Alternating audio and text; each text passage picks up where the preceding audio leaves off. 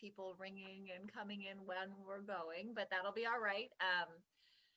So, good morning to everyone who's here. I am Carrie Buss, and I'm here today on behalf of PERC to introduce our presenters. I will also be moderating the chat feature and helping to get any Q&A over to our presenters. So feel free if you would like to send me a private chat and I'll make sure to get that question out there. Or if you have questions for the group, you can just throw them in the chat as well. But again, I'll make sure that makes it over to our presenters. Our speakers today are child and family therapists with the Gestalt Columbus. Matt Dunatchik is a licensed psychotherapist who graduated with a master's degree in clinical mental health counseling from the University of Dayton. He works with teenagers and adults as well as parents and families. He enjoys leading workshops in the community that support growth and understanding. Libby Steele is a licensed psychotherapist who graduated with a master's degree in clinical mental health counseling from the University of Dayton. She works closely with individuals and their families to provide a supportive and engaging environment for real and lasting change. She is especially skilled in listening to and working with parents and families and enjoys teaching families to connect on deeper levels. We will be recording this presentation today, and you will be able to find a link to watch it in addition to our 30 minutes of trial and error in the beginning. It's all been recorded and you'll be able to find it on the PERC website. Thanks. Great. Thanks, Carrie. Thanks, Carrie. Carrie, you got a couple messages that you're not loud enough. Thank just you for FYI, but the chat for me. Yeah. I'll see if I can figure out how I'm doing your job, Carrie. I know. Can you hear me? All right, Mary, you can hear me. Yeah, good. everybody can hear. Okay, good. This is what we have to be in this time. We got to be flexible. We got to be able to turn on dime. So, right, resiliency. I've never heard of Zoom before 7 months ago. So here we are trying to be Zoom experts. Okay. So first of all, on behalf of Libby and I, we just want to thank you all very much for coming here to this presentation. And we also want to thank you on behalf of your kids. We like to say this at the beginning of our parenting talks because your kids can't thank you. They won't thank you, but we want to thank you on behalf of them. Being here means you want to be better parents. Being here means you want to support your children in new ways. And so we just want to thank you on behalf of your kids for being here. So if you have seen us present before at PERC or anywhere else, we love interactive presentations. Now, Zoom makes it a little bit tougher, but I don't think that it's that much tougher. So we still want it to be very interactive. What that means is as we're talking about something, please throw a message in the chat or unmute yourself if you can and just like start talking and interrupt us. That is 100% okay. We believe that our presentations are more fruitful when the audience is more participatory because we're here for you, we're not here for us. So if you have issues, specific questions, things going on in your family with your kids around what we're talking about, something's not clear, yada, yada, yada, chime in, send a chat, interrupt us. That's what we want. So, because we, as much as we love hearing ourselves talk, it's not why we're here. Exactly. So I want to see how engaged we are now and just start the question off to all of you around what are you looking for today? This presentation about parenting during a pandemic. We're in a pandemic. Lots and lots have changed for families. And before we really dive in, we want to hear from you. What brought you here this morning to sign on? What are you hoping to get out of this? What are you looking for? And we'll take a minute or two, throw it in the chat, unmute yourself, let us know so we can kind of gauge where we are.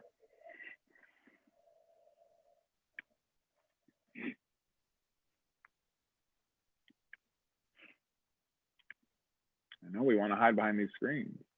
That's right.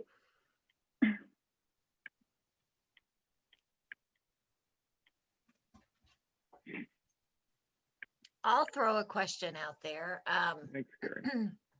I sometimes struggle with how to answer my youngest daughter. She's just turned 11.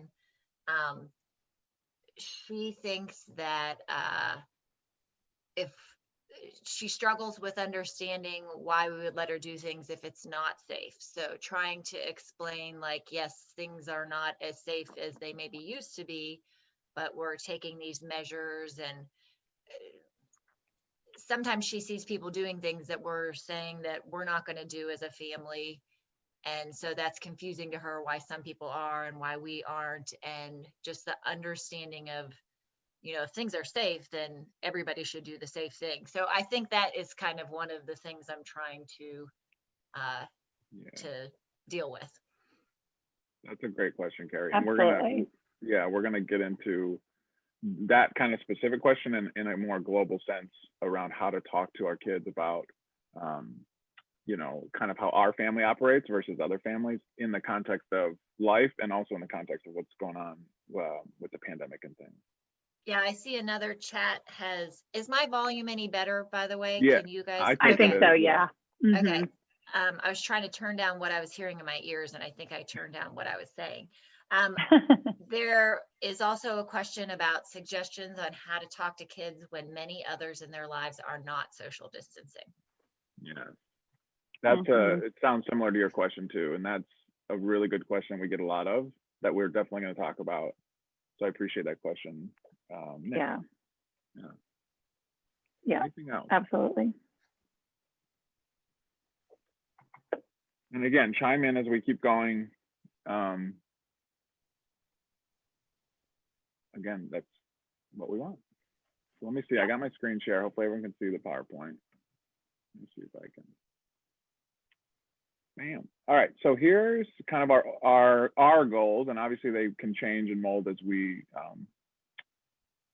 talk about what's going on. So when you see us present, we believe in these core skills of parenting, and at the core and at the heart of parenting, no matter what's going on in the world, these skills still need to be there. And we believe now more than ever, because of what's going on, these skills are even more important.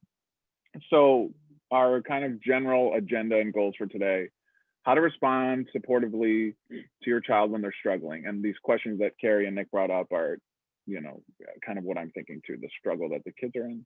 Helping you walk away with some tools to struggle through, to help them struggle with their anxiety. And I didn't put it here, but also, well, I did put it here, managing your own anxiety. So how can we help ourselves as parents through our own awareness and our own self-care, take care of our children? Because they're anxious, we're anxious, it's okay. And how do we help them through struggling with that? We're going to touch a little bit on discussing world events with kids, and that's really just, again, kind of what we talked about with what's going on, safety protocols, new mandates, the political scene, things like that. There's a lot going on in the world, and kids absorb a lot, and we'll get into that. And then, yeah. Oh, I'm sorry. There were a couple more questions that came in. I just want to throw them out there so you have them.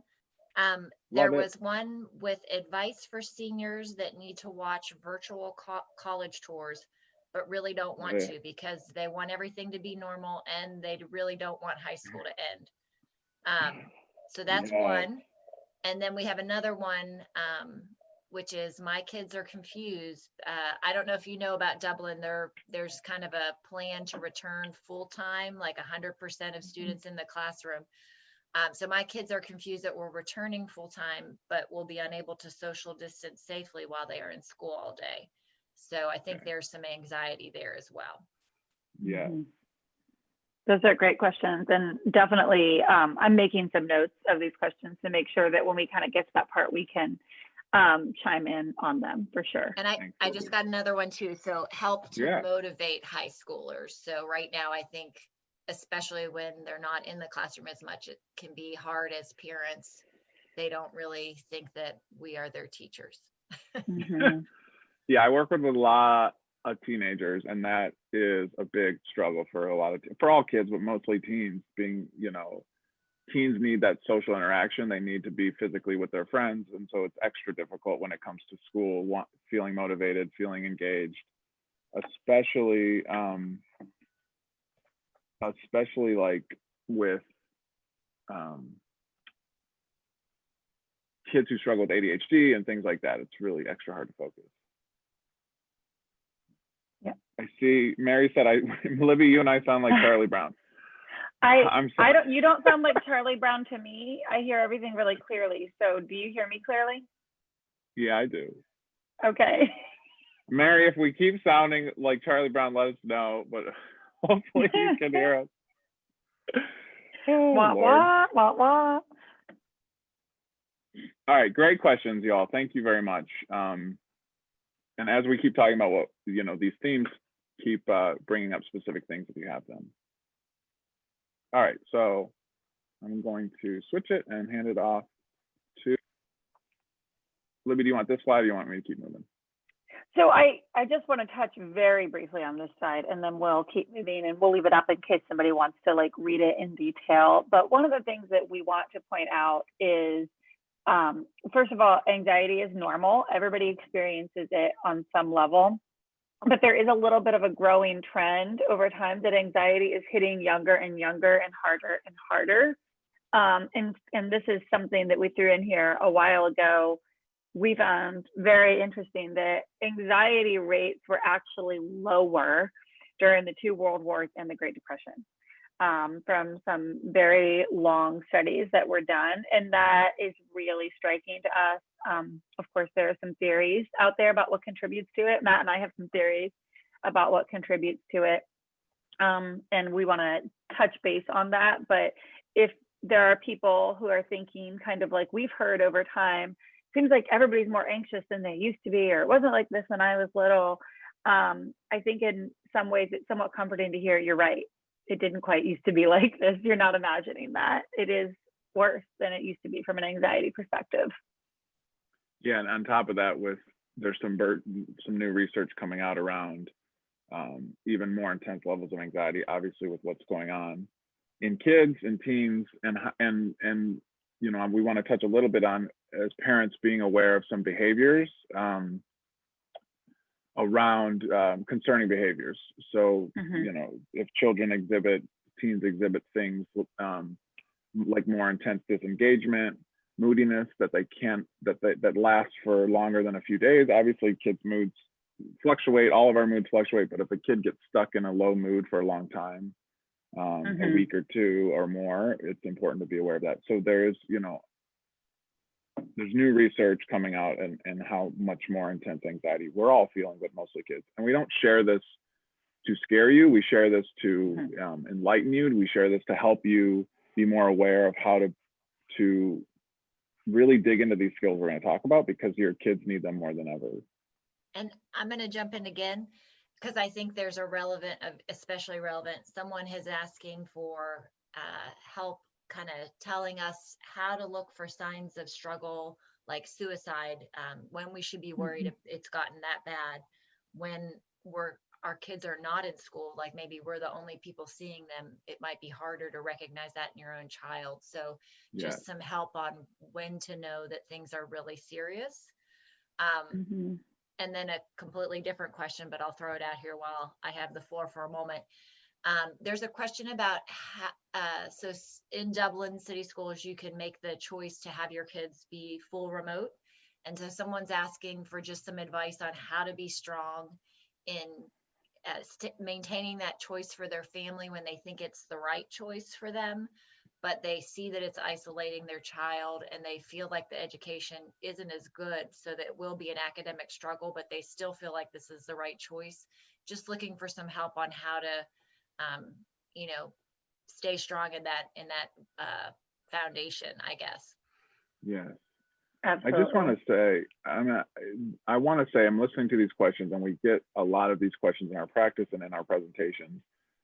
And just to name, it is extremely difficult to parent right now. It's always extremely difficult to parent, but there's this extra layer. So again, I want to reinforce how proud we are that you're here today. These questions are great, but also the awareness as parents to know and give ourselves some grace and compassion that things are extremely difficult right now. And it's important that we parent the way we feel we need to parent our children in our family. And we're going to get a little bit more into what that looks like. But I just want to say that I need to name it for us, because I think sometimes as parents, we forget that we're in charge. We forget that we're the parent, and we forget that we get to raise our kids the way we want to, that's important to us. And so right now there's a lot of hard choices and a lot of opinions and a lot of judgments, but to hold true to what's important to you and your family.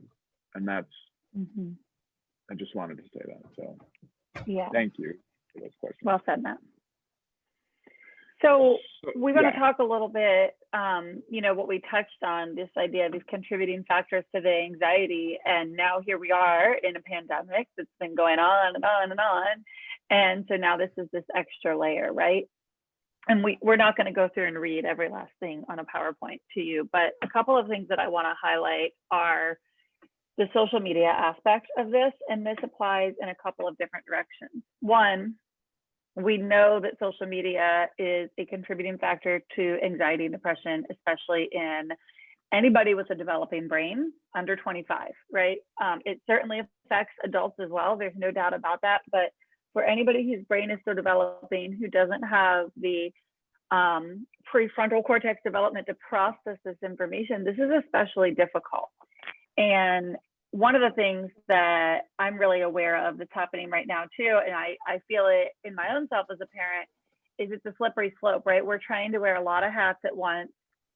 We are trying to find how can we allow our kids to engage socially in a way that feels safe, all of these things. And so we might have had fairly tight reins on the technology in the time leading up to the pandemic. We might have had fairly strict rules about the way our kids engage online with other people. A lot of that has slipped. A lot of the reins have been loosened there, and for good reason, because we don't want our kids totally isolated.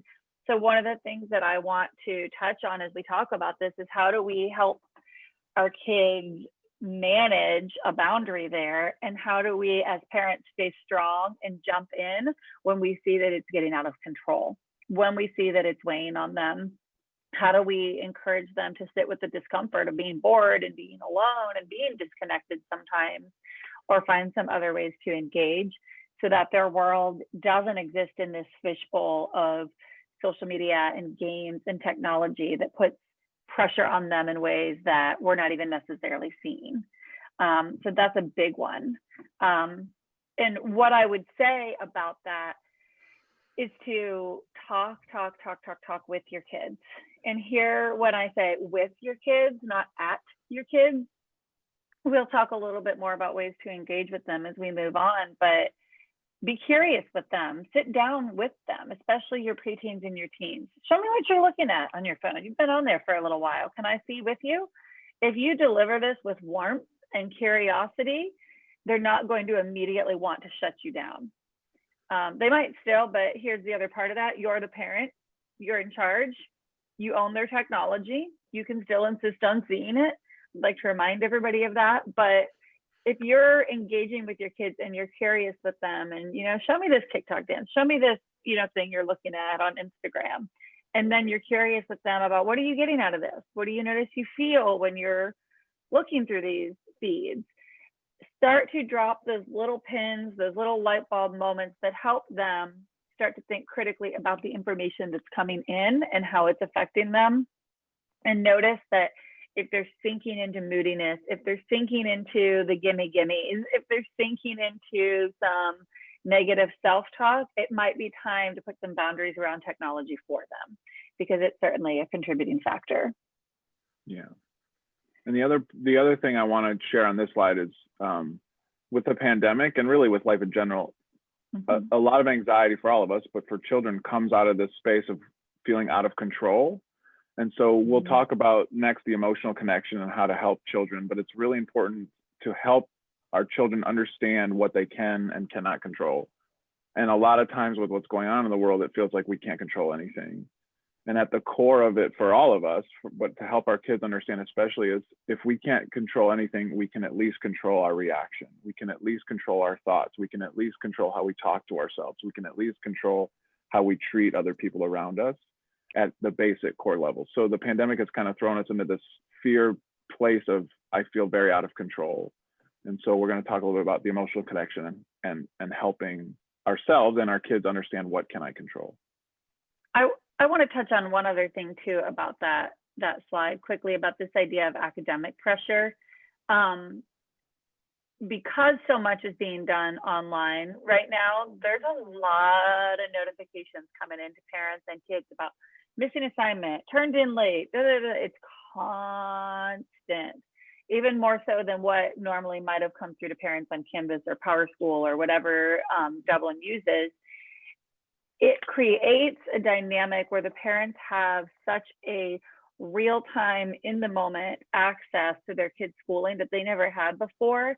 And as parents, I think we feel a lot of pressure to attend to that. And I want to encourage everybody to take 2 giant steps back. Take 2 giant steps back and view this as a cumulative thing, and do not instantly go in with your kids and be like, I heard a notification that you have 7 missing assignments. The second that happens, your kids' pressure goes up, up, up, and their self-esteem goes down, down, down. They instantly feel nervous about that. And so what I want to encourage parents to do is to hang in there and look at this maybe on a weekly basis, not a daily, and understand that children are not guilty until proven innocent when it comes to schoolwork. There's a lot going on with how data is even entered into these programs. And so something that is coming up constantly when I deal with teens that's creating an incredible amount of pandemic specifically related anxiety is, my teacher didn't enter it until the next day, so it looks like it was late, but I asked my teacher and it wasn't late, and my mom is so mad and she says that I'm dropping the ball. And there's no curiosity in that conversation. If you have true concerns about your child's progress or what they're able to do in school, then talk with them at a time that you set aside. Let them know what's happening. Say, I want to check in with you and look at your Schoology with you. Can we make time for that together on Sunday night? And let the kid know, and then be curious with them. It looks like this is late. Do you need some help from me organizing? Don't immediately come in hot and heavy, because, and we'll get into this a little bit more too, but there is way more to your child than their grades. This is something we've never seen before school-wise. Most kids are doing the best that they can do. And if they're not, there's more we need to attend to that probably has nothing to do with academics. Well said, Libby. So this is, in any presentation you've seen with us, we talk about this, and we will always talk about this because we believe this is one of the most important core skills of parenting, the parent-child connection. And so we look at it in how our children learn to be in the world. And if you've seen us, you've heard this, so we're going to say it again. The children learn to be in the world in 3 ways. And what we mean by learn to be in the world is how they view themselves and how they view the rest of the world. So the first most important way is how we treat them, how we talk to them, how we engage with them. Like Libby said, are we curious with them, or are we judgmental? Are we warm? Are we cold? Are we prickly? Are we closed? Are we open? Are we engaged? These things and how we interact with our kids. Now, again, this is a cumulative thing. We might have a rough day and we are cold and we're prickly, and that's okay. This is a basis I want to keep in your heart as a parent of how am I treating my child? What are my overall interactions with my child in the course of a week look like? And like Libby said, a lot of times we focus on things that we want to control, like grades. And then every interaction becomes around grades, and there's pressure, and they sense that, and they feel that pressure. So it's this idea of how we treat them. The second way is how we treat each other. So what that just means is whoever's helping raise me, whoever's parenting me, my parents, my grandparents, aunts, uncles, whoever is involved in my parenting, I watch you treat each other. So, if my parents are disrespectful to each other, if they're affectionate or warm or angry or judgmental or critical, I watch all of this, and I learn how to treat my parents the way that they treat each other, and I learn how to respect or disrespect them through how I watch you. And again, it's cumulative. You might have a bad day. You might fight in front of your kids. It's okay, especially if you can come back around and own it to your child. If you and your spouse fight in front of them or raise your voices, to come back around later and say, listen, Dad and I got angry, Mom and I were upset with each other, and we said some things we didn't mean, and we're sorry it happened in front of you. To be able to help them understand we can conflict, we can be angry, but we can come back around. And then the third way, which is kind of ramping up a little bit in the state of our world and country right now, is how we treat the world. What this means at its core is how we talk about or interact with the world, how we talk about our neighbors, how we treat people in traffic, how we talk about our teachers and community leaders, how we talk about politicians, how we talk about, you know, somebody having a different yard sign than we do. Our children watch us. And if we are angry and cold and judgmental and have no empathy for other human beings in the world that are different than us, our children absorb that. And this one I think is very hard right now for all of us, because there's just so much polarization, so much of this going on in our country. And it's our job as parents to help mitigate that with our kids, because they are watching us and they're watching the world. But we have more power than anything else going on in the world to show them through modeling how to interact with the world.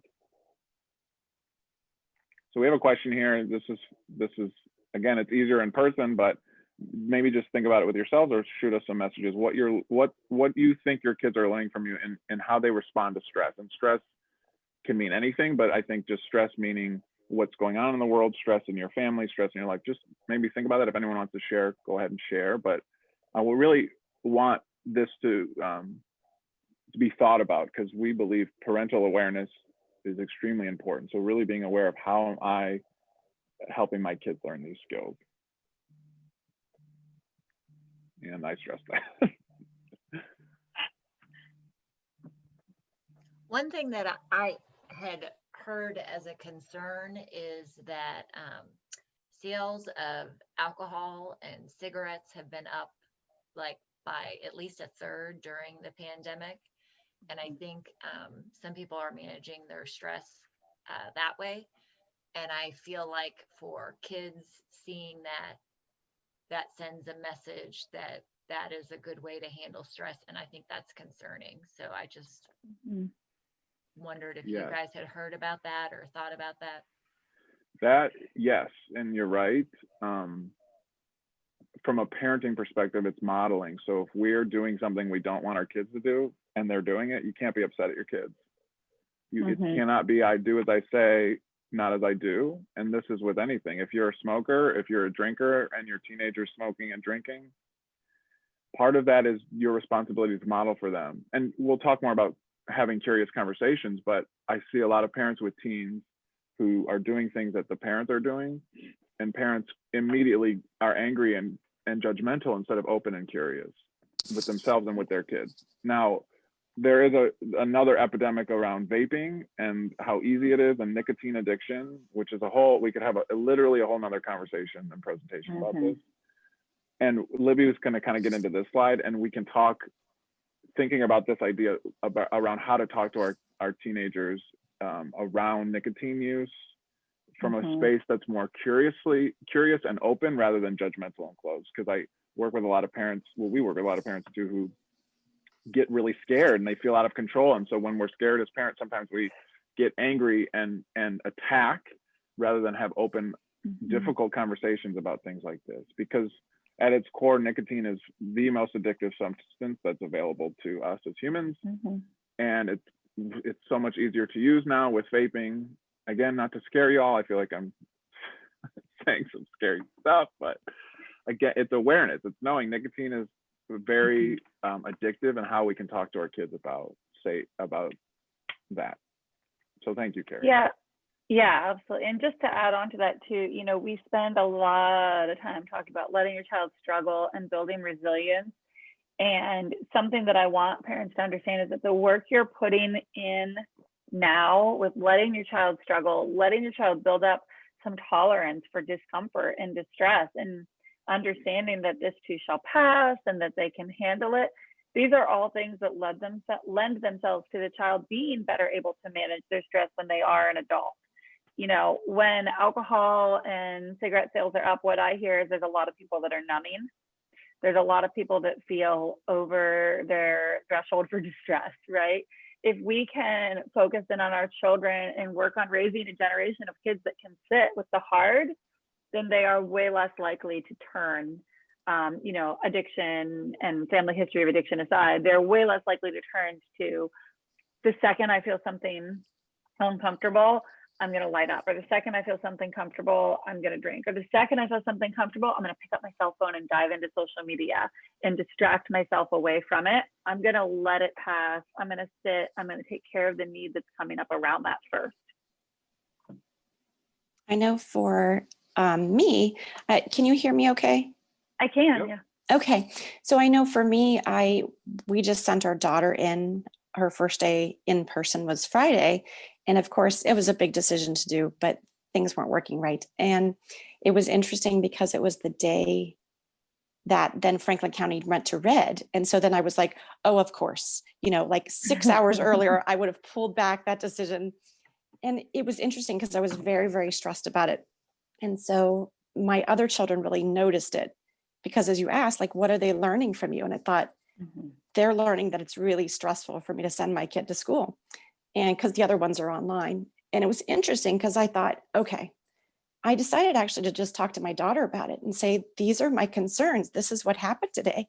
And I felt, you could hear it in my voice, but I felt so much better just telling her what my concerns were. And I thought, I can't fix it. At this point, the entire school knows you're coming in tomorrow because it was such a big deal. And I can't go back, but it was just really interesting to finally talk with her. And it made me more relaxed, but I could tell my boys were like, their reaction was, well, we hope that mommy can survive her going back to school. So. Thank you for sharing that. I think that speaks to the struggle a lot of us are having.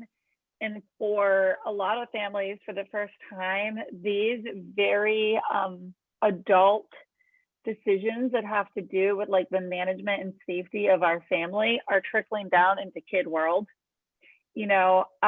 Where we choose to live, the way we choose to feed our family, the kind of cars we drive, the way that we, navigate our lives. A lot of times as parents, that decision is made out of safety or out of trying to build a comfortable life for our family. And kids don't necessarily always have purview into that.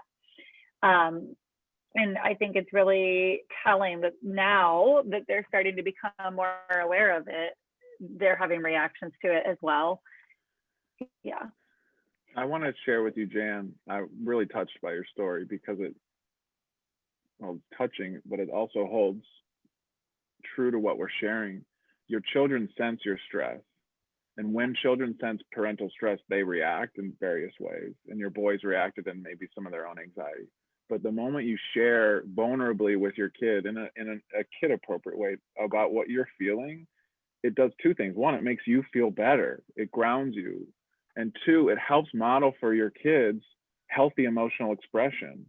Because a lot of times as parents, we think, I'm feeling something and I just work on it myself. I keep it inside. But being able to do it in front of and or with our children is so powerful. And just listening to your story, it's just really touching because your daughter is going to be a better human because of your vulnerability with her. And we have to, again, age appropriately, talk to our kids about what we're dealing with too. It's not a using our kids to help us feel better. It's modeling for our kids by outwardly expressing what we're internally feeling. A lot of times as adults, we have learned to be able to internally process how we're feeling and we take good care of ourselves internally. But if we don't do it externally, our children have no idea what's going on. And so a lot of times we feel something and it's on our face or it's in our body language and kids absorb that. So the more we talk, the better for them. And obviously in your example, Jan, better for you. So thank you so much for sharing that. And I think it's always working on that balance too of sharing enough with them that acknowledges the tension that they're feeling from you. We can't be like, no, everything's fine when we're in the corner, like, because that also tells kids like that their gut instinct isn't right. But there's also that balance too of not inciting panic in our children, of letting some decisions being made in the parenting bubble and then coming to our children and saying, just like I'm going to talk about this slide, I hear you. Your other parent and I have made a decision. We did some research.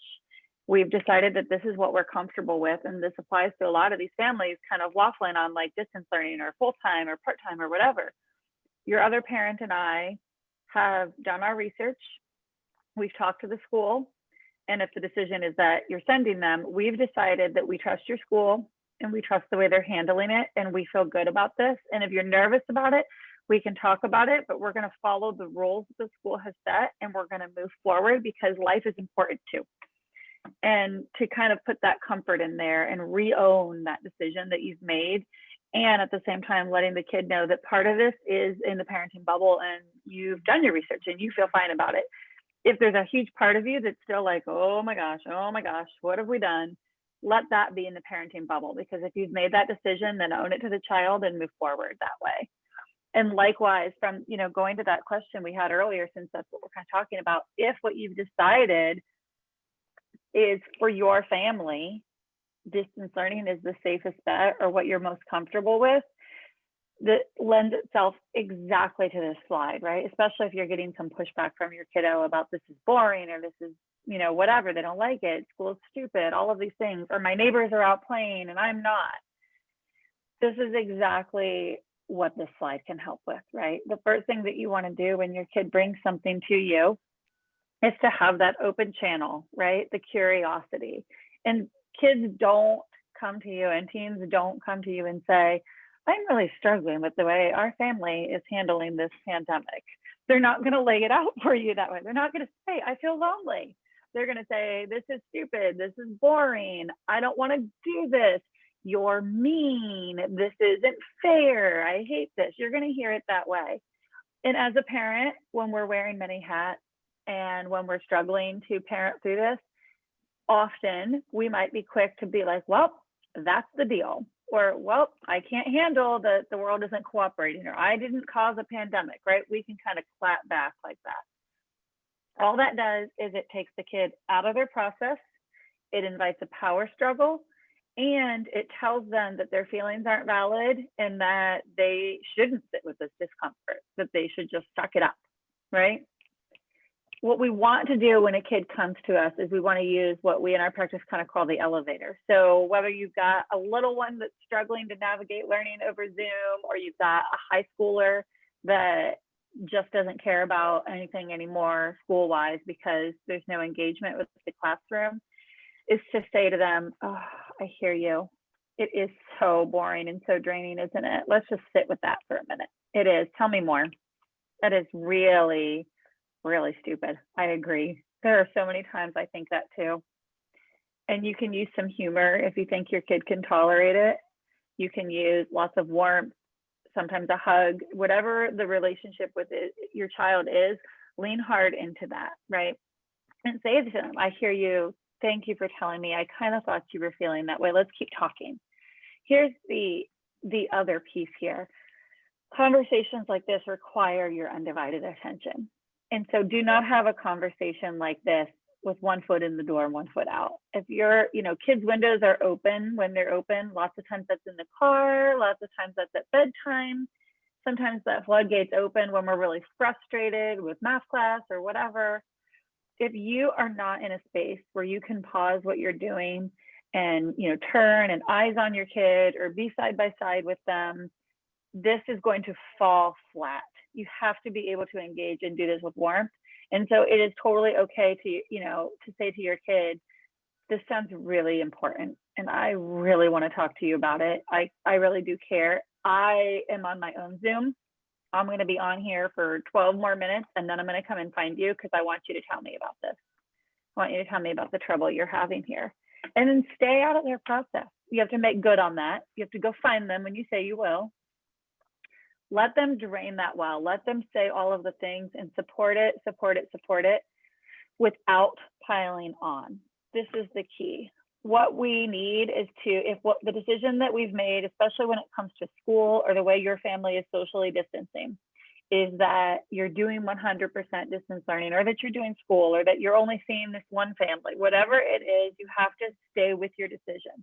Because if the kid gets the hint that you're going to start changing your decision, and you have no intention of changing it, don't give them that false hope. Don't give them that false hope. Name what they want. You wish you were seeing more of your friends. You wish you were there in person. And if the kid is talking about, well, my teacher is stupid or they don't understand anything, do not pile on and undermine the teacher.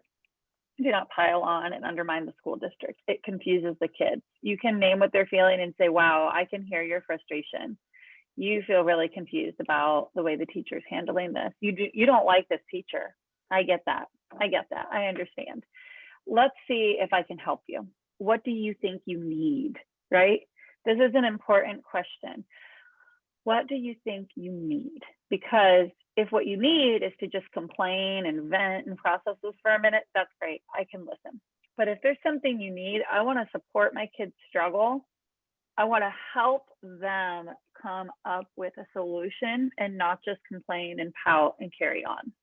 I want them to be able to say, well, I need the teacher to respond to my email. Okay, you need some more communication from your teacher. Let's see if I can help you with this. What have you tried? Notice that everything I'm saying, I am putting the ball back in the kid's lap. Obviously at an age appropriate level, I'm not going to tell a kindergartner, have you tried emailing your teacher, right? But at an age appropriate level, I want to keep putting the ball back in their kid's lap so that every time something like this comes up, that muscle of resiliency, their ability to navigate this grows. The goal is that they don't go off to college calling home and saying, Mom, my professor's not getting back to me. Or they don't go off to their first job mad because someone didn't give them a sticker, you know, whatever it is. I want them to develop some self-sufficiency and some resiliency and do it with the warmth and support of their parent.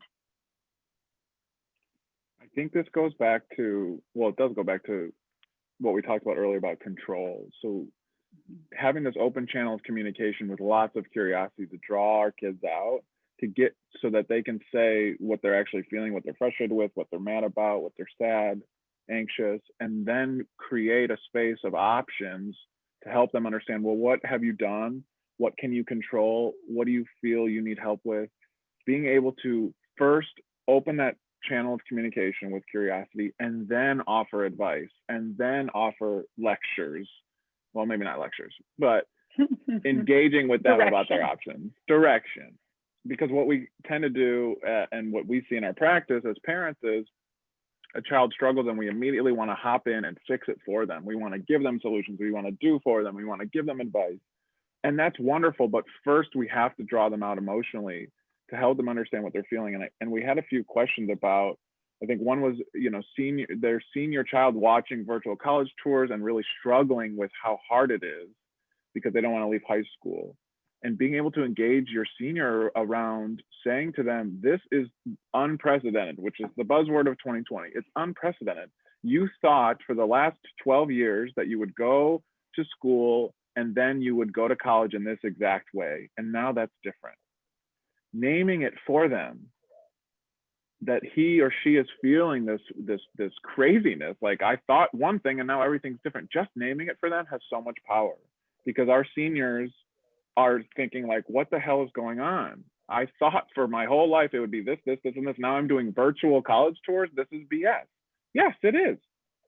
Joining with them in that first, and then saying, okay, what do you think we could do? We have more control now. We have more options now. It doesn't have to be this path if you don't want it to be. That conversation comes after you join with the emotion. And that's what we mean by the open channel. But it is hard. And it's hard as a parent to watch our kids struggle. And that is when we want to fix. And what we want you to do in those moments is be aware of your own, whatever comes up for you, your own anxiety when you watch your kids struggle, and being able to take care of yourself internally and then join with. Because they need to struggle with you there to support, not with you there to immediately fix. Exactly. Okay, and then we're going to kind of move on to another topic, which we'll talk a lot about, you know, when our kids are like, well, this family does this, or I'm going to school and this, they're not going to school, or I'm virtual.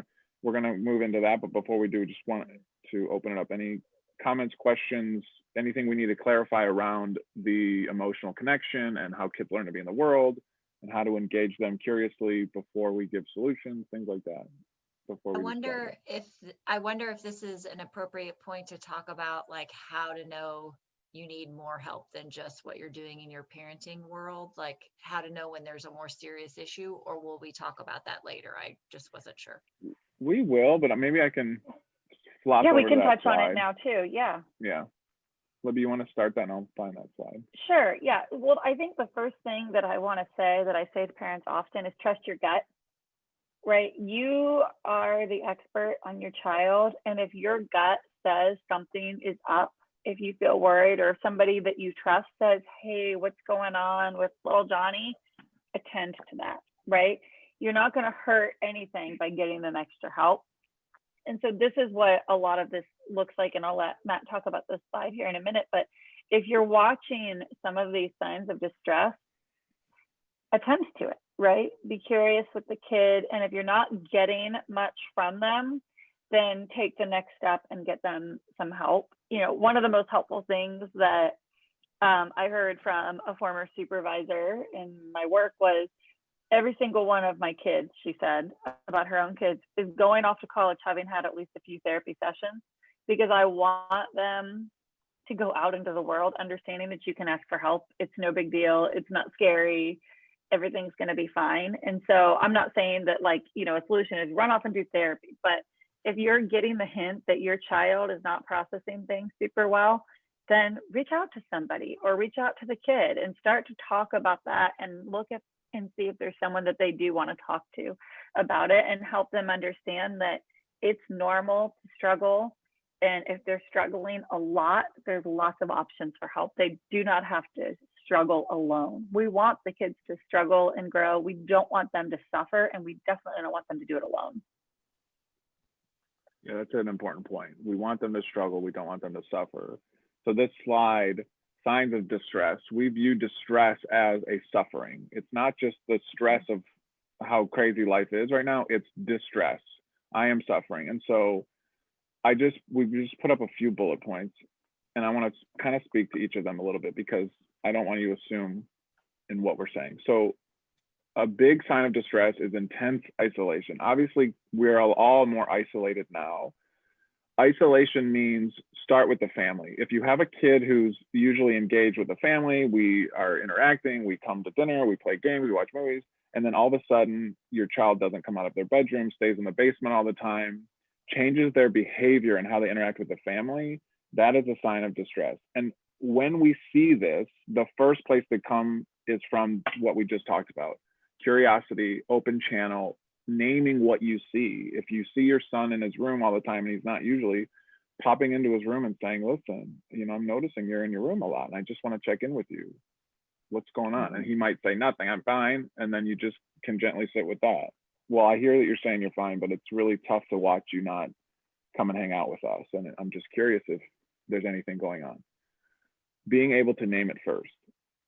Moodiness that doesn't change. This is, like I said earlier, as humans, our moods fluctuate. That's normal. Moodiness that doesn't change is a child who is sad for days and days and days on end. And they're sad all day, every day for over a week. This is that moodiness that doesn't change. And again, it has to be like, it's the idea that usually they're pretty good, they're pretty resilient, they're up and down, but then all of a sudden something has changed out of context with how the world is shifted, where they're extra irritable all the time, they're more down and sad all the time, things like that, which goes into the next one, which is irritability. All of us get irritable, teens especially, but irritability is usually the first sign when a child, a teen is struggling, a child is struggling. They're always irritable all the time with us, with their siblings. That, again, you will know because you know your kids better than we do. If it's more intense than normal, their irritability. So they're snappy, they're mean, they're cruel. Maybe they cry when they're angry. These are, and it's out of character for them. The isolation piece, disconnection from peers, responsibilities, family. I kind of touched on this a bit. Now it's hard to know because a lot of our kids are interacting with their peers in ways that we can't really see it, virtually, through video games, on Discord, Snapchat, all these things. So that one's a little bit tougher, but also disconnection from responsibilities, school responsibilities, family responsibilities, chores. That disconnection that is out of the ordinary is a sign of distress. And again, all of these things need to first be engaged with your kid in a way that's not judgmental and doesn't come from your own anxiety, but comes from the curiosity. Is, I notice something's different. What's going on? I notice something's different. How are you feeling? I notice something different. Did something happen? And then the last one is risky behavior. And that's more, again, out of character behavior around substance use, doing things that are out of their character, that involve their behavior. So they're, doing illegal things or or staying out late past curfew, or speeding, or vaping, or doing something out of their character that feels risky to you as a parent. And again, we engage it with curiosity, open channel before we do anything. And if you feel, like Libby said, that some of these parenting skills aren't helping your child in a way, that's when it's time to reach out. So reaching out can start with your pediatrician. It can start with a therapist. You can reach out to a close friend of yours. You can reach out to your the school guidance counselor. The school guidance counselor. That's the next step. You are not alone in your parenting. There's a community of people here to support you. But these are the signs to be aware of first, and do your best to engage them with your kids openly, honestly, curiously, rather than the judgmental, fear-based that really adds that extra pressure to kids. And that, I think, is one of the hardest things as parents do, because we're scared when we see them act in ways that are out of character. Mm-hmm.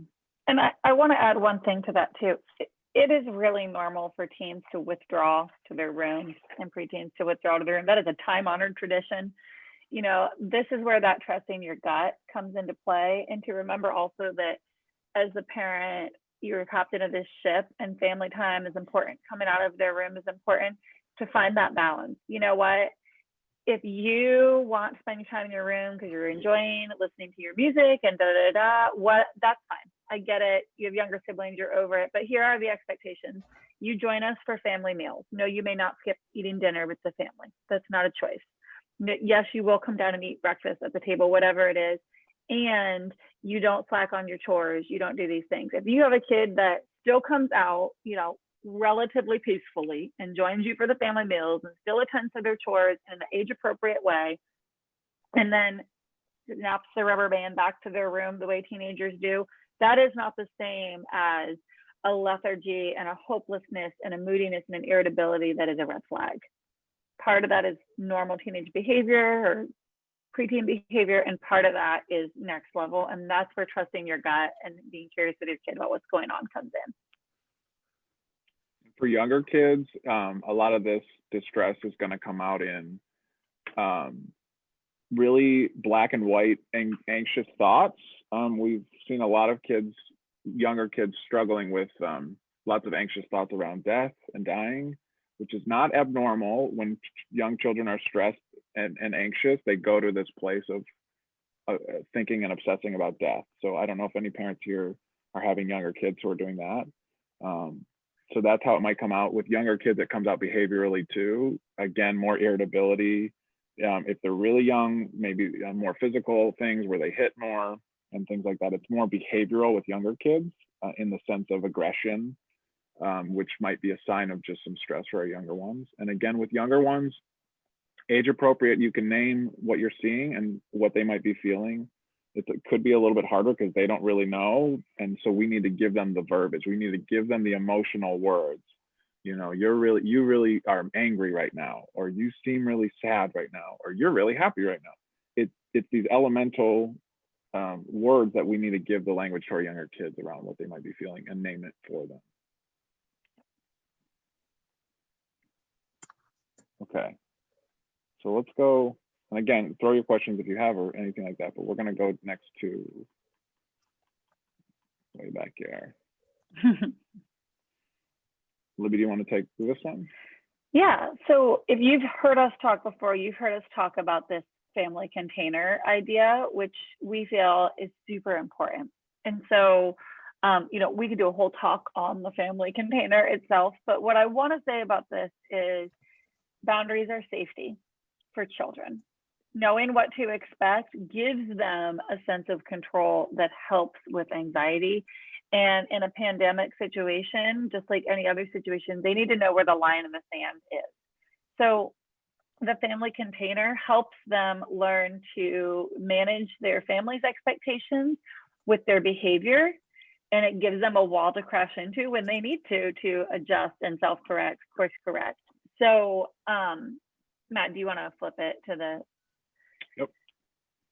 So this is, if you can imagine a room, right, with 4 walls, this is the family container. And here's the goal. too many rules is too confusing for both the kids and the people involved in raising this child. If you're like any family, there's probably people other than just one person that are helping you, whether it's a co-parent or a partner, or a nanny or a grandma or a neighbor. What we want is consistency for the child and what is expected of them. If we have 17 different rules for every room of the house, there is no way for adult to manage all of that, and it's too confusing for the kid. So we don't need a rule, for instance, that says we don't jump on the couch, we don't stand on chairs, we don't talk back, we don't throw things. We need an expectation that the kid is respectful, so that if they do something that hits that wall of not being respectful to person, place, or thing, we just have to go back to that one thing. And we're not teaching them just this like blanket adherence to rules, but we're teaching them about some family and societal norms that are expected of them so that they can manage their behavior accordingly, right? So the walls of this container are going to be different for every family. This is basically a set of your family values. So in this example, it's respectful, accountable, punctual, and honest, right? Yours might be different. I think the one that we have for our personal family has the word inclusive on it. So you get to decide for your family what matters, and you talk about this with the kids. On our website, there's actually a blank one of these that you can print off as well. But you can sit down and talk about this with your kids and what that means. And when kids have a clear container, they do have space to struggle. They can learn, they can grow, they can experience some natural consequences around this. And so to give you an example of how this kind of works over time and how this can apply in a pandemic as well, you know, one of the things that a lot of families might say is that, you know, we are respectful, right? So right now, there's a lot going on in the world. We're in the middle of an election. We have a pandemic going on. There's all kinds of socio-conscious, for lack of a better explanation, things going on in the world that we're all attending to, right? So this is one of those moments where we're having to pay careful attention to how we are modeling the way that we treat others to our children.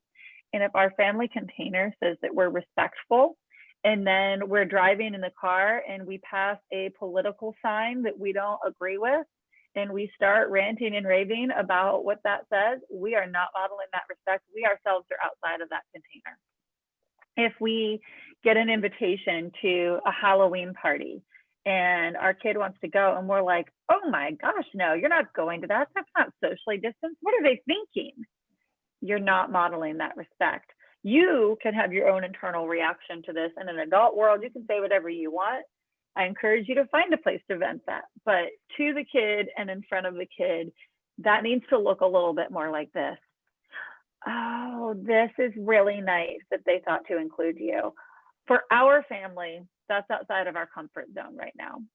Our family is being a little more cautious than that. And we have our reasons for our boundaries, and that family has their reasons for their boundaries. So we're going to miss it, but we're going to say thank you for thinking of us. This is not necessarily going to go smoothly. You're going to get a reaction from your kid. That's fine. That's when you go back to what we were talking about on that previous slide of just supporting their reaction and feelings around it and holding your ground. This is that boundary. This container, the idea is that it grows with the child, right? So if we look at this example of punctual, the expectation for my kiddos is that they are getting themselves somewhat ready in the morning with some help from me, right? This is how punctual might apply to little kids. If they are not, again, within reason, everybody's house is crazy in the morning, but if they are doing things that keep crashing into this wall of the container in terms of not being ready on time, I will help them have a consequence for that. And it's usually a natural consequence, like they go without something, or the breakfast that they're getting that morning is now a granola bar on the way to school and not the thing that they originally wanted. It doesn't have to be a big overarching, you've lost your screen time, you've lost this. It's just simply a natural consequence that I'm helping them experience. You ran out of time. You were supposed to be down here with your mask and your shoes and your backpack, and you were rolling around on your floor playing Legos. Your breakfast is the cereal bar now. Let's get in the car. And it's issued with warmth and finality. We're moving on, right? The idea of the container is that it grows with the kid and that it operates without your being there to enforce it all the time. So as they go to school. The rule for the school is that they wear their masks all the time. The rule for the school is that we treat others with respect. So if they go to school and they're not following the rules and taking their mask off and complaining and doing all of these things, that's outside of the container. If they go to school and they jump down someone's throat about politics and something that they've parroted from wherever, that's outside of that container. And so what we're looking for is to help the kids truly internalize what the family value system is so that they can manage that as they go out into the world away from you.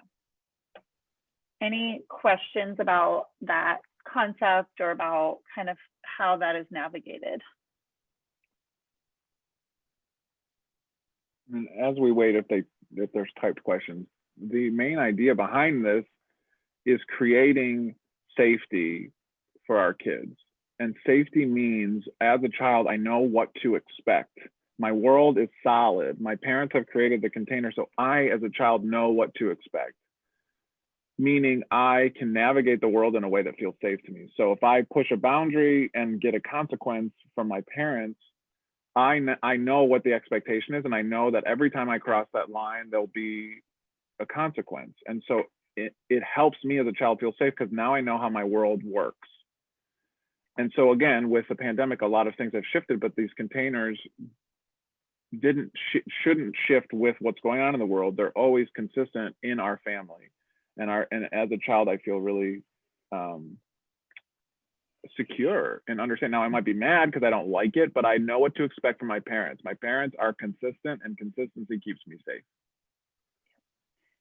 There's a question: is it too late if we have high schoolers, or can we still?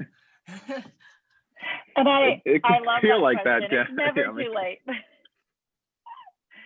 Right. Go ahead, Matt. Well, we get this question sometimes. It's more difficult the older the kids are, but it's never, ever, ever, ever too late. For teenagers and high schoolers and older kids, once you and your parenting partner talk about, okay, what is our container and what is most important to us, the next step is to sit down and have a rational, teenager appropriate level conversation with them about your expectations. And you can even name, we haven't done a good job. Our rules have been all over the place. We've yelled at you for things that we don't yell at you the next day for. But we want to turn a new leaf, and we want to create a space where you know what to expect from us and we know what to expect from you. And so we've come up with these really, these values, these boundaries that are important to us. And sit down with your teenager and say, listen, this is kind of the new era, the new leaf, what we're going to try and do. Now they might get prickly, they might be upset, but it's setting the expectation to them in an appropriate, respectful conversation with them. Again, you're in charge, you're the parents, but having them a part of the conversation. Because I see a lot of teenagers where parents just willy-nilly create new rules and they get kicked off. But when I have a teenager where the parents sit down and say, listen, this isn't working, we need a better model here, we're your parents, we love you, and we're going to do it this way, and we're thinking this, and this, and we expect this and this, the teenagers are going to be more inclined to follow through. And when he or she breaks past the boundary, you have more ground to stand on and say, listen, we talked about that. We talked about your curfew being 9 p.m. and you came home at 9:30. So we also talked about what happens when you come home after 9 p.m. and it's happening. So your follow through is going to keep reinforcing this new container. So yes, so really engaging with them around turning a new leaf. Yeah. Yeah, and I want to say one more thing about that too, in terms of signs of distress or the way we're navigating heavy situations with our kids. There are a lot of teenagers that I have seen over the years that don't have much of a curfew. They don't have much of a boundary. Mom and dad kind of turn a blind eye for whatever reason to things. It does not feel like safety. It does not feel like care. And believe it or not, what I often hear from teenagers is, well, I didn't have anything to do on Friday night because my friends all had to be home for curfew. And I'm curious with them, oh, you didn't? Well, my parents don't care what I do. They wouldn't even notice.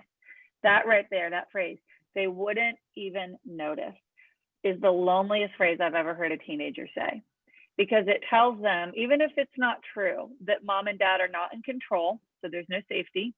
It tells them that mom and dad are not attending, so there's no connection. it will feel brutal when you have to put the hammer down for your kid and say, you blew it. We had a deal, 9 p.m. You came home at 9:30 and you didn't even communicate with me. You scared me. That wasn't the expectation. You have to buy back that time until I see a change. Now your curfew's 8:30. And they're going to go into orbit, and you can let them go into orbit. And underneath the rage that they feel, underneath that boundary that they've crashed into, is a really important message. Mom or dad are paying attention, they care, and they're going to hold that wall. If I push hard on a wall and it moves, there is no safety there. If I push hard on a wall and it doesn't move, I'm safe. So going into this idea of just signs of distress and things with the kids, it's also in the way that you're interacting with them. What we want is mom and dad care, mom and dad are connected, mom and dad are attending, they're paying attention.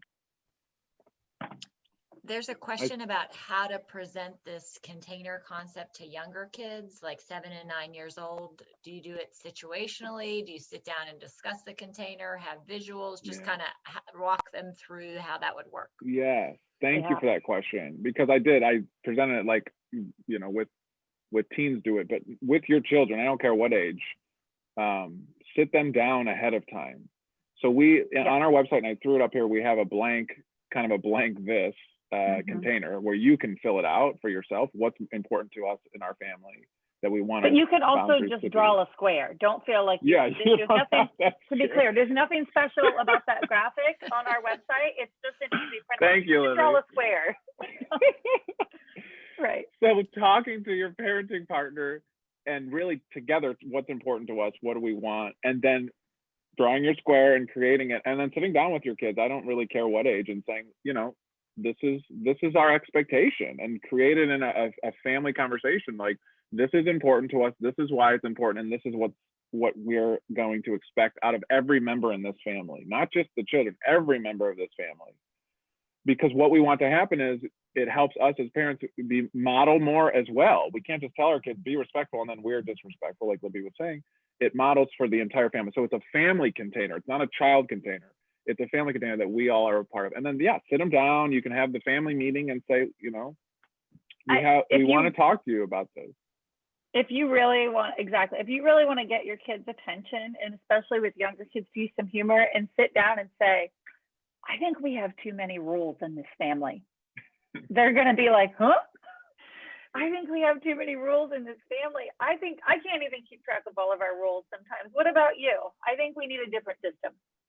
What we're going to talk about is what we care about as a family and how we protect that. And this is how you can phrase that to younger kids, and let them have a sense of humor with it, and you have a sense of humor with it. You know, if your 4-year-old goes, I care about ice cream. Okay, great. There's no bad suggestion. Let's write it all down. You know, okay, Frank cares about ice cream, and okay, Julie thinks that everybody should have to clean up after themselves, right? And talk about it and laugh about it, and then decide as a family with the parents as the captains of that ship, saying, okay, here's what I think we're hearing. We really care about taking care of our people, places, and things. That sounds like respect, right? And go through it that way. But engage your kids around it. Let them feel a part of this conversation, because then they have buy-in. And by the way, if you're co-parenting, this is a dual conversation. This is not something that like one of you sits down with the kids and talks about, and then when the other parent comes home from work, you're like, surprise, this is our new system. You're not going to have buy-in. This is a family conversation. Yeah. I think this, I just want to touch a little bit on part of this container is helping our children learn that the family is where we come to get support. The family is where we come to invest. And so part of this container is this idea around how to help our children learn to invest in others, meaning into the family. And investment can be emotional investment, where it's respect, or we're emotionally open with each other, we share. Investment can be investing in responsibility. So a lot of times we get questions about chores and things like that. And Libby and I view chores not as an opportunity for children to get an allowance. We view chores as a responsibility as a family member.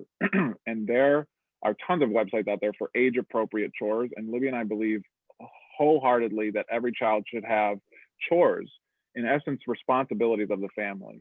And you can even present this in that way that these aren't chores, these are, everyone has a responsibility. So it's not that mom, you know, does all the cleaning and cooking and dad does all the outside stuff. No. We all invest in the family in different ways. And it's everyone has a part to play. And from a 3-year-old can play a part. And what it does is it doesn't teach like you do chores and then get money. It's you invest in the family through the responsibility. Now, if an older child wants some money and you don't want to just give it to them, you can add on extra responsibilities. So if their normal chore isn't mowing the lawn, it's not their responsibility. Maybe it's dad's or another sibling. Say, hey, if you mow the lawn, I'll give you some money to do it because it's over and above our expectation.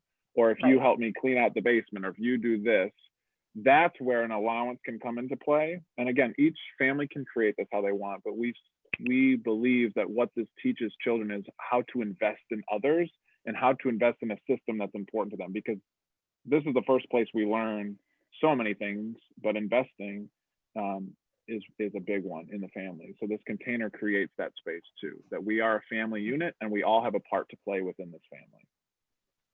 There's a question. I see that question. Yeah. Oh, okay. Oh, you do? Yeah, there's a question. I just saw it about when you're co-parenting from a different household, if kids are going back and forth, different households and different parenting styles. That is a great question. Yeah. That again could be a whole other talk. But I'm going to answer this question from the perspective that there is at least a reasonable amount of communication between the two people who are co-parenting together, right? There are some basic things that you have to get on the same page about if you can. You're not going to have the same container. That's okay. Kids can bounce back and forth. This is the important thing here, and it goes back to our very first slide about the way you treat each other. You cannot throw the other parent under the bus. You cannot say when your kid gets mad at you about the container that you have at your house, well, it's not my fault your mom doesn't have any rules. It's not my fault your mom lets you do whatever you want. I guess I'm just not that nice, right? You cannot let the drama and the water under the bridge between you and this co-parent creep into your conversation with your kid. You have to support the other parent and say, I hear you, your mom does it different. Yeah, I got that. And I know it's confusing here when you're here at this home, this is our rule. This is our rule. So I know mom lets you have your phone until 10 o'clock at night. Personally, I'm not comfortable with that. I think phones need to be shut off by 8 p.m. So please hand it over, right? And that's that, right? You can acknowledge that difference. And if you're starting to really think there might be a problem there and they go back and forth, this is something to take into the parenting bubble outside the earshot of the child. Draw the child out around it. You keep saying that. You keep saying dad does that. Yeah, you don't like when you have to wait outside the school to be picked up. You don't like when dad's running late. That bothers you because here we're always really punctual. Have you talked to your dad about that? Do you need some help from me, right? Curious questions. Nowhere in there are you rolling your eyes and sighing and being like, yeah, well, he is always late. None of that. You have to support the other parent and take the concerns into the parenting bubble. Hopefully that answers that question. But that phrase that we talk about all the time, well, in our family, can easily be shifted to, well, in this house. I don't have to do chores at the other house. Okay, well, in here you do. And that's that. It doesn't always have to be a big involved conversation. I hear you. And at this house, that is what we do. So I want to just open up if there's more questions, because then we're going to move. I'm just checking time to kind of the last thing that we wanted to talk about really touching on self-esteem and helping develop it. So again, if you have questions, just throw them up, but I'll move on to that slide. And I just, while you're finding the next slide, I did see the comment somebody shared about the book Permission to Feel with younger children. And I love that recommendation too. You know, the underlying message there is that kids feel supported and calm when we help them name their feelings and support them. And it can be as simple as, I know that made you so sad. I know that made you so happy. This is not a complex thing. It just takes doing. And so thank you for putting that book out there. Yeah. So the kind of last thing we want to talk about today is self-esteem. Now, again, we have a whole presentation on this specifically, so we're going to give the kind of brief overview. This is obviously really important, and this is something that can be easier. That's easier to do than I think a lot of parents realize. And so let me first explain how we view self-esteem and self-confidence, because I think the terms get intermingled and mixed up sometimes. And I think a lot of parents come at parenting from building confidence. So we believe that self-confidence is my ability to believe that I'm good at something. So I believe that I'm good at math, or I believe that I'm good at playing hockey, or I believe that I'm good at climbing trees. I have confidence in my ability to do something. That is self-confidence. Self-esteem is my belief in who I am as a person, my personality, my character, my values. My self-esteem is I believe that I am kind. I believe that I am funny. I believe that I'm creative. I believe that I'm warm. I believe that I'm XYZ. And the difference is a child can have very strong self-confidence and very low self-esteem. And we sometimes teach our kids that self-confidence is more important than self-esteem. And Libby and I believe the opposite, that a child needs the self-esteem, which are the steel rods that hold them up when the world gets chaotic. It's my belief, no matter what happens to me, that I'm going to be okay, because I believe in these things and who I am, and they hold me up. And developing that from a parenting perspective has to begin by you and your co-parent sitting down or thinking about what are my child's individual personality strengths. And what that just means is kind of what I shared. Are they kind? Are they open? Are they silly? Are they funny? Are they creative? Are they curious? These sorts of traits that you probably sense from birth, right? You know, these personality traits come out. These are intrinsic things that we as humans bring to the table that make us unique. And those are the things we're talking about. And when you identify them, it's important to be able to know, to identify them as parents, and then begin seeing them in the moment. So watching your children, and at first, if you're going to try and do this, start with just one trait, one thing you really see in your kid. And when you see it in the moment, when you see your kid's personality, this personality trait coming out, if it's kindness and you see them being kind to their sibling, in the moment that you see it, you need to say it to your child. You need to say to them, you are being so kind to your little sister. You are always so kind to her when you're playing games. Using the word and saying it in the moment will have a lot of power, because what happens is that your child starts to absorb your words through the modeling that we've talked about.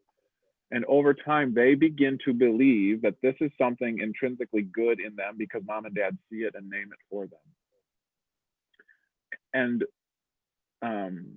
continuing to do it. It cannot just be a one-time deal. It has to be something that you as a parent begin to ingrain in your parenting and your interactions with your kids, because what that does is it builds up that belief, that positive belief, stronger in the kid, to be able to continue to sustain it into the future from a parenting perspective, to when you see it, say it. I wanted to add something to that. So what we're talking about here, I'm not saying, is not achievement based, right? This is not you're good at math. This is not you aced your test. This is not you're the best soccer player. This is you are such a good sport. I saw you cheer for the person on the other team when they got back up after this. I saw you help them up. I really appreciate your hanging in there. I saw you struggling through that test online. It looks like it wasn't going the way you thought, but you didn't walk away. You didn't throw your pencil. I saw you take a deep breath and hang in there. That was really cool to watch you struggle through that. You know, it's hanging in there and attending to the emotional and the self-awareness under these processes. And this is the other part we want to say there. It has to matter to your kid, right? So if you have a little one or a high schooler and they're super creative and artistic and they bring something and they show you, or you see it and you're like, wow, you are just so creative. I love the things you draw. And they're like, okay, thanks. That's probably not the one. You'll know it hits home and it really matters to them when you see a little light in their eye, when they kind of get a little prouder. You know, if you say to a kid, that was really funny, you have a great sense of humor, and they're like, I know, that's the one, right? That's the one to hone in on, because it has to matter to the child. They have to believe it so that it does become kind of woven into the fabric of the family. It becomes part of the story that they tell themselves and others. Yeah. And these are the things that hold us up when the world is chaotic, and the world has been very chaotic. And it helps our children and us know, like, I'm going to be okay no matter what's going on around me, because I know who I am, and I believe it's good. And so a lot of times when we come from a self-confidence perspective, like achievement based, like Libby was saying, it actually does the opposite effect on our kids. It creates shame. So they think, what's important to me as a person is my grades. And so then I have a bad test, and now I feel shame in who I am as a person. Mm-hmm. And a lot of times we come at our children about their grades and things like that. Another thing that I've heard from a lot of teenagers I'm working with, especially with online school, is a lot of parents are using the word lazy for their kids, especially teenagers. And I just want us all to be very aware of how powerful that word is in a negative way. So what happens when we share, we can do the opposite of this, where we say things to our kids that are negative, and they begin to believe the negative more than the positive. If we're noticing something that looks like laziness with our kid, and what we're trying to do is motivate them, because that was a question that I heard at the beginning, telling them that their behavior is lazy or that they're being lazy about school is going to have the exact opposite effect. It's going to, like Matt said, develop a little bit of some shame. It's going to probably create some digging their heels in, because they're just going to assume you don't understand. And teenagers always assume you don't understand. So what I want is for families to be able to say, it seems like you're having a really hard time staying motivated about school. Do you feel that? I'm noticing that you're waiting till the last minute a lot, that you're kind of not doing what I think is your best effort. I want to know, how are you feeling about this? Because I've got some assumptions, but I don't want to make assumptions about your feelings. So tell me, what is going on? The kid almost certainly, depending on their age, is going to be like, fine, it's stupid. That's that moment to use the elevator. Okay, tell me about it. It's fine. What do you mean it's fine? Well, it's not fine. It's boring. It is boring, isn't it? Keep drawing them out. Even if they don't actually start sharing with you, it's still taking you back to those two important things. One, mom or dad is noticing. And two, they care. And three, they trust me. They trust me to come to them with this. They trust me to talk to them about this. And if you really are seeing a huge turn in their academic performance or their struggle or their emotionality, then the school counselors are a great resource for that too, to say, I'm worried about how this is going for our family. I'm worried about how this is going. I want to have a meeting with your teacher together. Let's talk about what that would look like. You're still the parent. You still get to put some power and pressure in there, but you need to do it without the personal attack. And that word lazy, it can become a self-fulfilling prophecy, and they can decide, fine, I am lazy, and it backfires. So the internal versus external resources is, internal is kind of what I talk about, is my belief in these steel rods, these things about me that hold me up, my self-esteem. Those are the internal resources I can lean on when life gets tough. And then external resources, and we talked a little bit about this in the family container, is how I get my needs met from other people, how I ask, how I can give and take, how I express myself. The external resources is knowing who is there for me if I'm struggling and need a little bit more help. Like, I can't just take care of myself. I need a little extra support. It's helping our kids learn what their external resources are, learn what the need meeting cycle is, learn how to ask for support. And again, that all comes from helping them understand their self-esteem and modeling for them our own asking for, and modeling for them with naming their emotions and being curious and things like we've talked about. And so I just want to respect time because it's 10:58.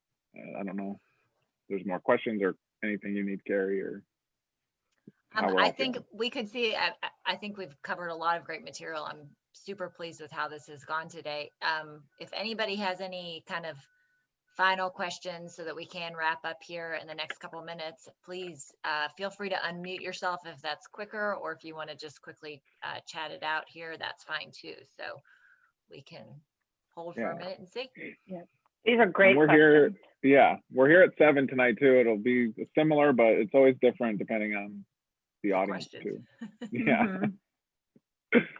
Right. Yeah, it'll never be the exact same. No. And we really appreciate your questions too, because again, it helps guide. Yeah, the last thing we want is to do a presentation like this and be so, married to our slides that you're not getting what you need out of it. We want to hear, we're always surprised where the concern is going.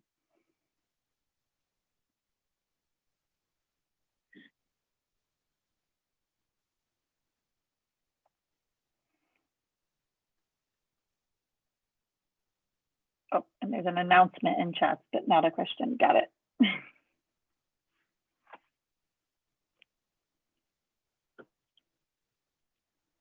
All right, I think we're good to wrap up. Thank you guys so much for coming this morning.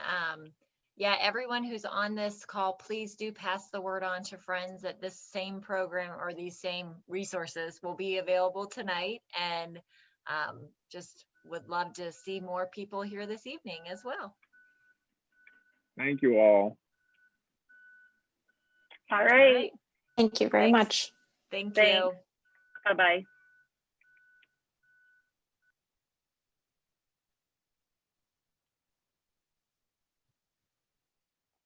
Carrie, we got a question. Look, is it the same Zoom link from this morning for tonight? It's going to be, that's a good question. I think it's going to be a different Zoom link, which we will post following this meeting on the website. Perfect. So same place to find it, but different Zoom link. Cool. Can you And email Libby and I? I'll send it. Yeah, I'll send it to you guys. I think that's kind of important. All right. Thank you. See you tonight. Bye. Bye.